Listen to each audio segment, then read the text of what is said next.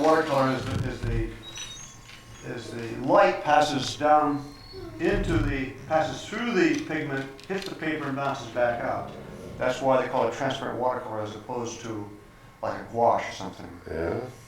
What I discovered, well, I didn't discover it, this fellow told me about it, was that there are these aniline dyes, and the aniline dyes are water soluble. They come in pigment form. You simply add water and you make a pigment just like watercolor. Now what happens And it goes on the metal. what happens with this is you take the metal, because I don't use any backgrounds anyway, you take the metal Yeah. and you send this piece of metal after it's cut out to a fabricator. What the fabricator does is to put this in a vat of water with electricity passing through it. Across it. Yeah. Exactly. And then after about 4 or 5 hours, what happens is that the metal starts to break down. It's almost like a Ben-Day process. You can permeate it, you know. And it's like a film's formed on it. Now, the more you do that, the more the pigment will drop into it. So if it's a lighter color, you can keep this thing in there for 8 hours about the maximum. Then, at that very same time, the fabricator then will take the piece out, bring it to me, and I paint on it, just like I do with watercolor. Just go ahead and paint.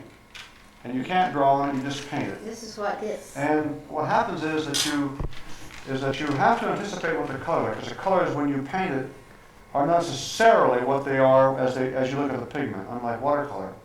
So you can see the difference between these two sides. But I've been able to find that I can in fact imitate colors in the watercolor with this thing. Now, as you can see, it has some of the same property in that the light passes in here, hits the metal, and bounces back out. So you get that beautiful kind of iridescence, you know. Which is, my paintings before were again, I did images at large scale so I could get in and paint some of these images. I then started experimenting with the borders around it. And that's when you look at the fish, it has the same sort of scale.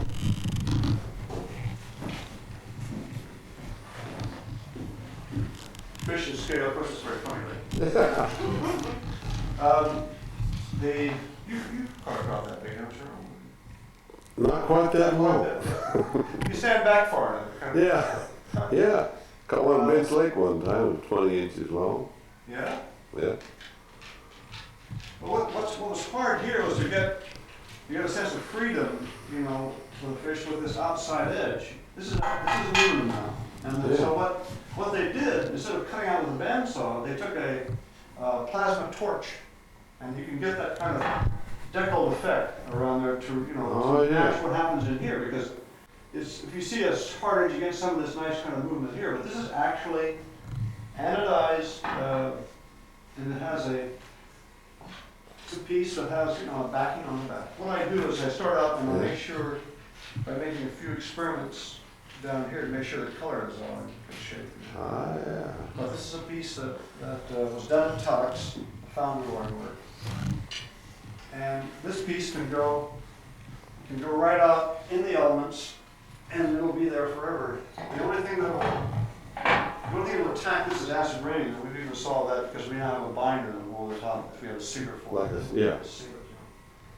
But what's going to happen is that these sort of cardboard things that I'm doing, you know. Are these the type of pictures you're going to be putting in the oxidized metal? Well, that's where these essentially these are oil paintings that I'm still going to do. I mean, I think there's only one, if you look closely up here, you know, there's only one way you can get that kind of, Yeah, that's oil dimension. painting, you know, which is traditional, and you know, you look at Van Gogh, and there's only one way you get that kind of sense. But for me, the aluminum tends to have more of a, It has more life to it than that. Fluorescent color. it's a different kind of light. Not fluorescent, It's a but different yeah. kind of thing. It has to do with, Well, look at the with, difference. yeah. It's just amazing.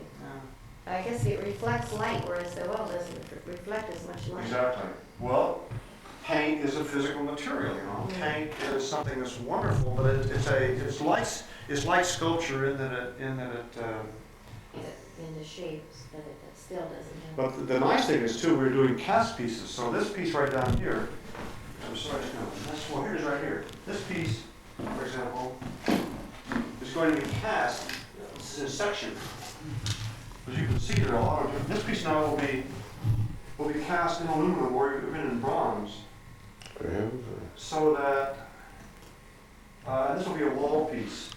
Now, what you can do is this almost looks like it's paint, it's been built up. So you can make a kind of nice marriage between those kind of elements. What I've done is, this is in sections because they can, when they anodize it, this will be cut right here. And they can just anodize this section. Piece at a time and put them all together.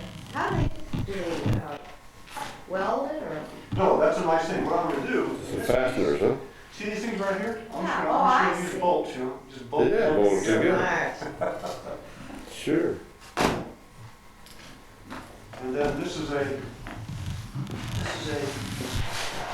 I'm moving toward a more of Well, that's neat. well, every different medium has a different way to approach it. Is that paper cut out? This is paper, well, what I've done, Matisse did a lot of cut things, and I did tearing paper. And this piece over here sort of looks like it's torn. Right. But by tearing paper, it looks very relaxed, looks kind of nice, it doesn't look forced. But this is just one of the very elementary stages, what's going to be a silk screen. And I'm reducing the size of these images somewhat. They aren't, Yeah. this is what I'm dealing with. And where these things, these elements like this, can represent a, in a sort of metaphorical way, a The sun, sunset or the energy or air or whatever. movement of the stratosphere, it's a jet stream, an evil A thing. very questionable image. Yeah. But, to the snakes, to the Indians is divine. Yeah. Like I say, one of the, There's and some the sacred ground. snake represents the total earthbound element, whereas the bird, as we know, represents the spirit. And so. All these things. Who's come that in the old together. car? That's Jackson Pollock. That's a wonderful photograph that was taken by Hans Namuth. And Hans Namuth had an exhibition of those photographs and wanted to use, in his pictures, wanted to use some of my paintings, and I agreed to do it. And he gave me that as a gift. That picture, a name that has come forward by a man named Lovelock, who has a theory that the Earth is a living organism. And so I've used that as a title, and that this is a cutout. But this is an earlier painting that has that kind of cornucopia form around it. And then this is a series of paintings I did. There are four of them, actually. That was in that Four. book you gave me. Yes, and this is the Trans-America Commission. And this is, and this is a very early painting. This is down in, Yeah, but that's not mine. Wait a minute.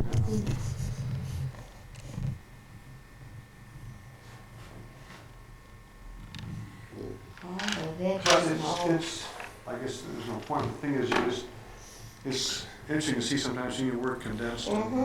And used in a Yeah. specific way. You have to follow it. That's like all nighttime and all daytime, you're up and, I think about all that. I know, it's just your brain will let you sleep. Holding her breath. She hold her breath, which so she can only make a certain mark, I'll be there. But she does very. Isn't that a nice little painting? And there again, if you look at, if Beautiful. you show someone this, they don't know. Satisfied with Yeah. themselves. There's Kilimanjaro, and again, the still life things. Mhm. Sorry about the plastic. Good. So if you want to go outside, figure ground stuff. That what Joseph does in his early, this paint writer, and then when he makes up, when he looks at all the studies, makes up his mind of the painting, he does a big drawing. Painting itself is huge, it's about this big, And then he does the drawing, and then he doesn't even use the setters, he just does the painting. This painting's in Kilburn in the museum, the big one. So I traded him off for one of the studies. Yeah, that's nice. But again, you look at it, and what is it? It's just sort of. But he's. Yeah. What's Yeah, water, wonderful. bubbles? But now I know how to paint these things. Mhm. So I feel really comfortable now in combining those things, that I know, Mhm. with a stronger sort of overall heraldic structure. Hmm.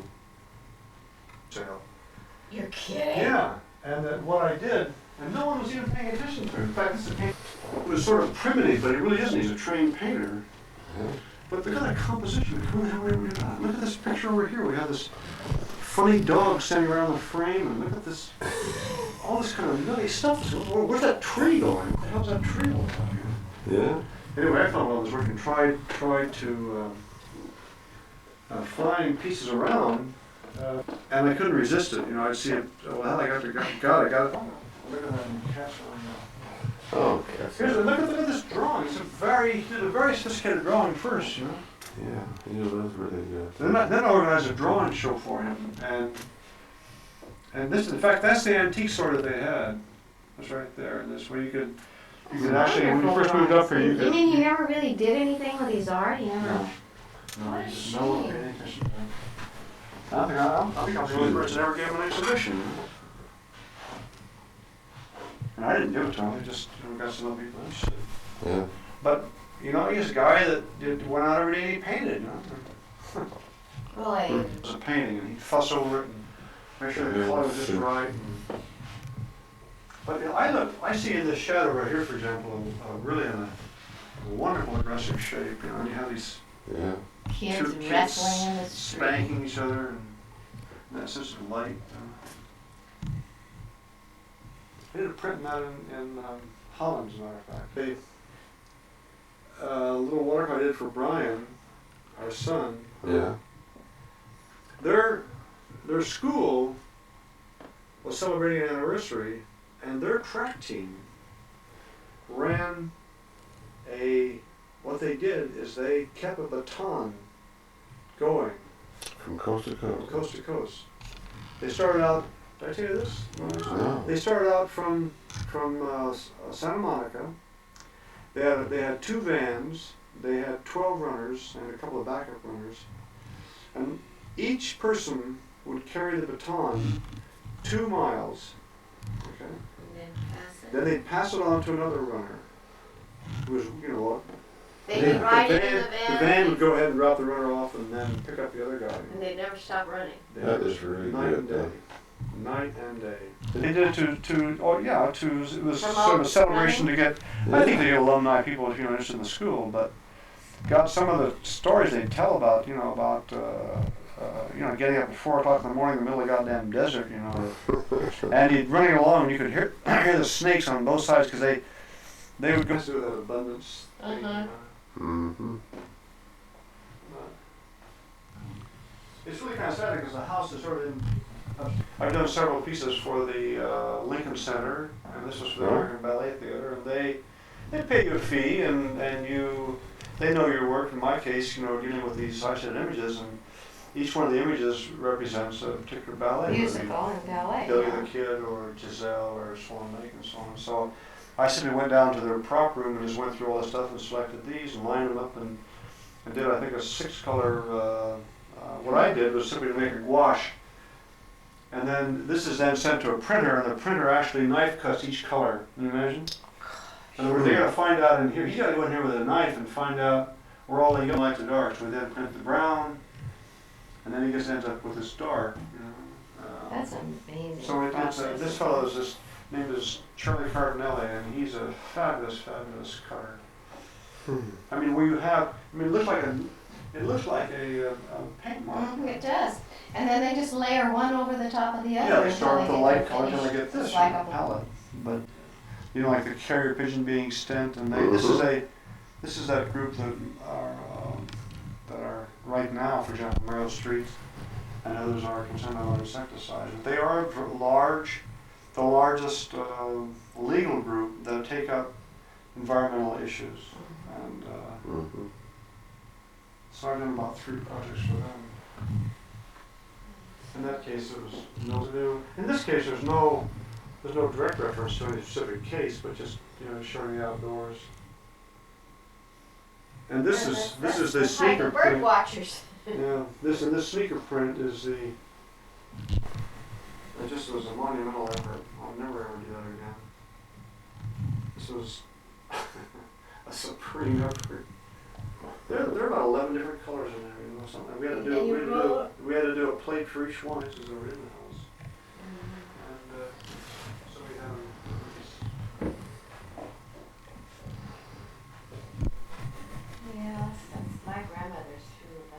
save some.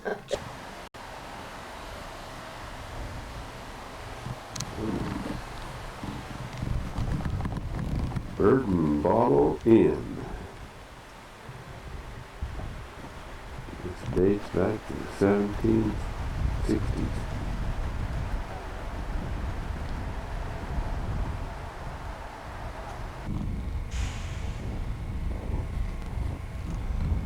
Old church and graveyard at Garrison, New York. There's an old school. This church is right across the street from the school.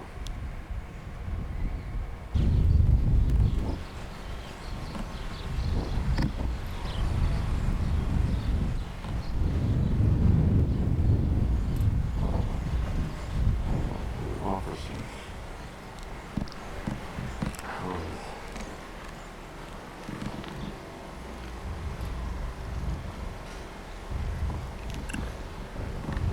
This is all done with This must have been those OCC projects, don't you think, Bro? well, it might have. I don't know. They had craftsmen like that. Oh, look over there, step over to your left there, right? Well, give me a chance. I haven't been here yet. There's a piece of the chain right here. Is that? Yeah, good, sorry. God, look at this. Look at this. Size of these tree trunks down through here. They just didn't carry them up here on their shoulder. Is that one of your paintings? Huh? It's not one of yours. And this is part of the chain that went across the harbor? That's it. This is the stuff they stripped across the Hudson River to keep the English ships out, huh? To stop them so they could blast them. Wait a minute. And the That's a band, great the fireplace. legend is down in Terrytown. Go over and stand in front of that fireplace and see how big it is. That is a fair sized. Oh, wait a minute, I've got an iris open here. Old antique auto shows. Yeah? Bear Valley Inn.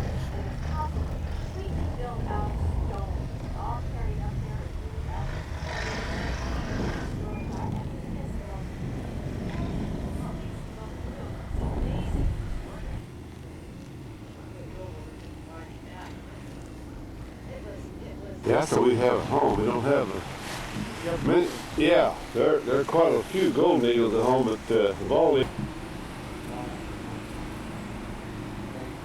Now that's the fastest Russian river right down there, isn't it? That narrow.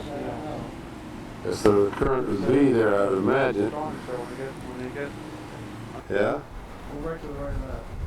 You can't see it, see it a little further up. That's us. That whole gorge right there is, see all those old hemlocks in there? Yeah. That's all original stuff. That whole goddamn marsh right there is owned by Audubon's side. It is. Yeah, it's all protected.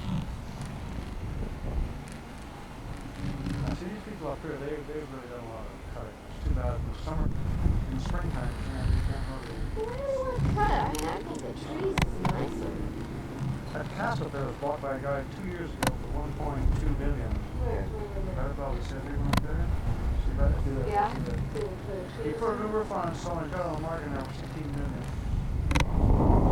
Good God.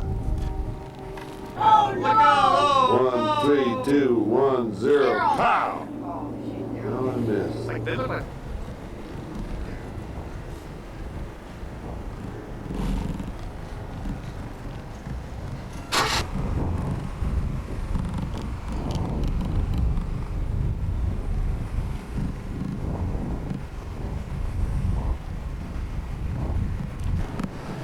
Yeah, for God's sake, look at the ice. Well, see, no, This- this whole thing, like about a week ago, this whole thing was ice. It was, huh? Yeah. God damn, that's a hell of a view, man. Now, these some more parade grounds down here, huh? West Point.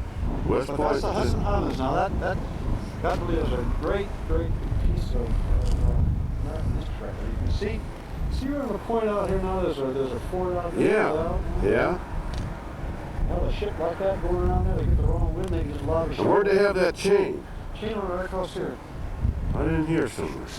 There's some more, Redoubt is there. an old rock fort or wall or something down there. That's really happening. You can see that world. You can see the high country back there. See that way up Yeah, way out there. Yeah.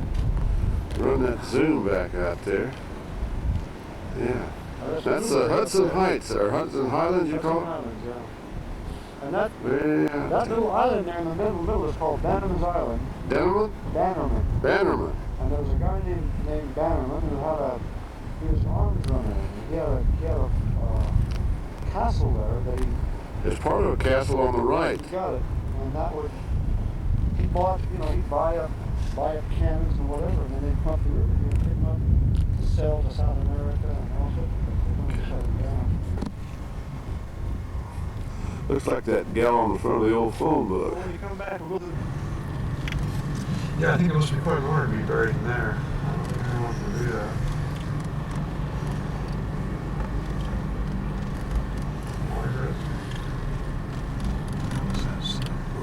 Look, I just got a car.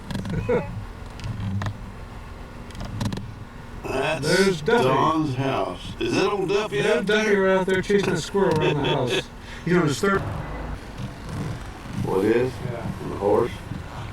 The turret's up I'm there. gonna kind of move along. Yeah. Draw a crowd. We'll get a ticket. Great. Nobody behind it. Yeah, I know. When they make a road over here, they pretty much like to say. It's likely to be somebody up there watching us with a mortar. Wobbling over here. We gotta Leave this. Oh. How you doing up there? I'm looking at the view of the Hudson River. actually walk around down there too. You get a pretty nice. Duffy. Oh, nice.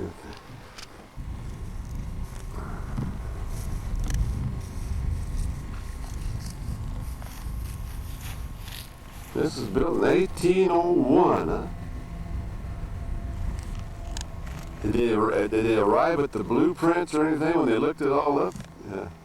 What they did is they looked at the structure underneath, and they looked at the documents and the deeds over in the county, and they just made a determination that's when the major structure was started in 1801. There was a farmhouse in that location before that. There was an ordinary farmhouse. See that there's nothing in there. There isn't. No. And there are two windows that open up. Remember that picture I showed you where there was just saying, well, why don't you just cut all those trees down? I don't think that's what you should do. Got a little opening there, that's enough. Yeah. See, I didn't walk down there. Double beach right there. Yeah, now that's an old time.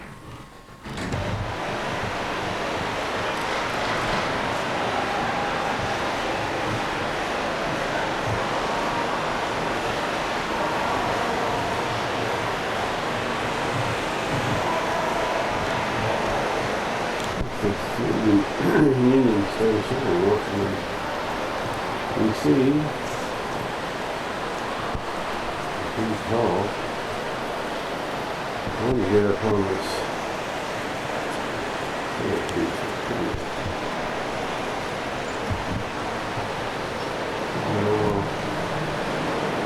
Statues around here.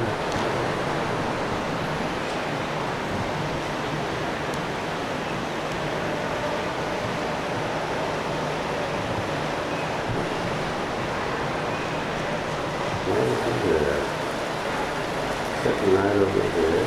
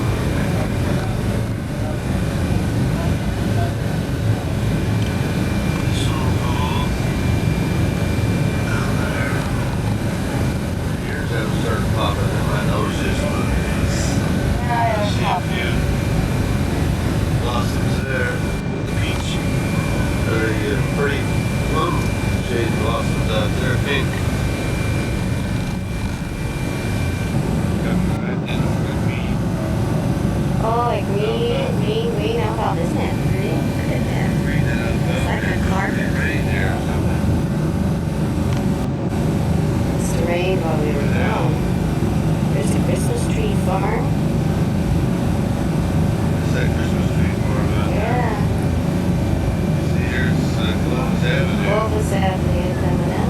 Clovis Avenue. There, just about on the ground. Right down a little bit, you see the runway. Better put it down here. That's it. We're down. Down, put it down. That's that right there. Right there. That back. Here's the roar of the engine. I can hear it. Welcome to this airport serving the metropolitan Fresno, California area. Oh, here. Here's the local time.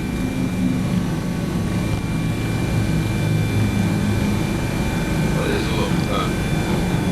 Is 1:53. That's what I got exactly. How about that? You are now on Pacific Standard Time. As you will be taxiing for a few more minutes, we ask for your continued comfort and safety and the comfort and safety of those around you.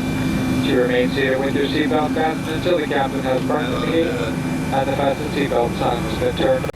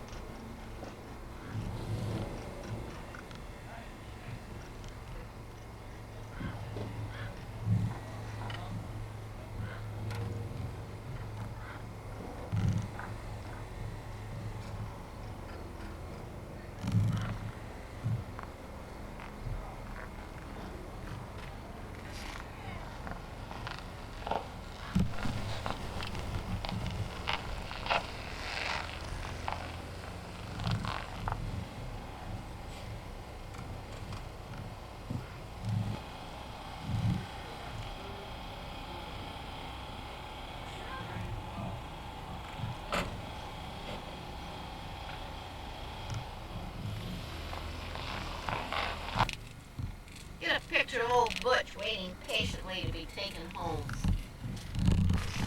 What do you say, Butch, huh? Are you ready to go home, huh? Are you ready to go home?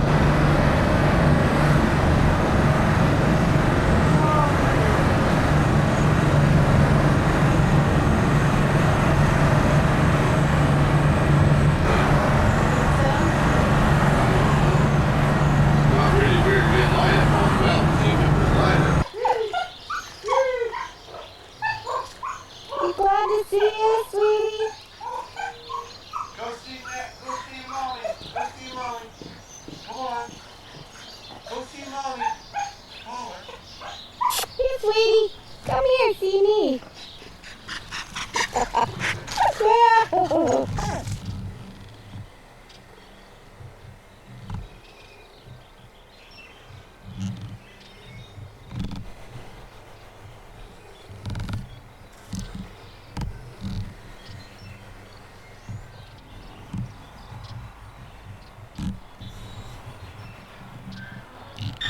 Glad to see me home, I guess.